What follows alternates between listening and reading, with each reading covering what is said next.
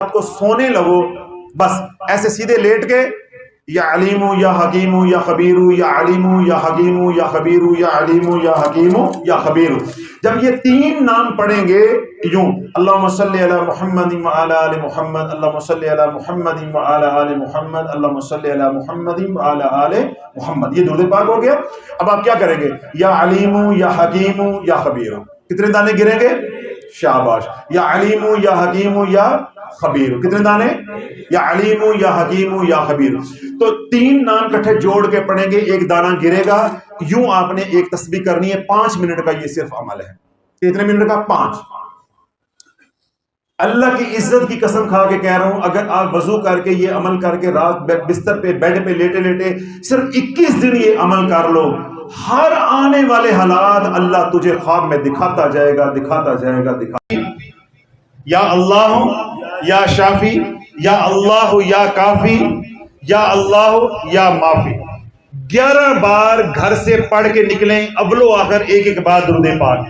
بچے کا رشتہ، بچی کا رشتہ دیکھنے جا رہے ہیں، دنیا کے کسی کام کے لیے جا رہے ہیں، کوئی تھانہ کچہری مقدمہ کوئی عدالت ہے وہاں جا رہے ہیں، کسی ڈاکٹر کے پاس مریض چیک کرانے کے لیے جا رہے ہیں، کسی بچی کی ڈیلیوری ہونی ہے، ادھر کوئی مسئلہ مسائل پریشانی آ رہی، رکاوٹ آ رہی ہے، گھر سے پڑھ کے جائیں، آپریشن تھیٹر کے باہر کھڑے ہو، کوئی اور کسی قسم کا آپریشن ہے، پریشانی ہے، مصیبت ہے، تکلیف ہے، رکاوٹ ہے،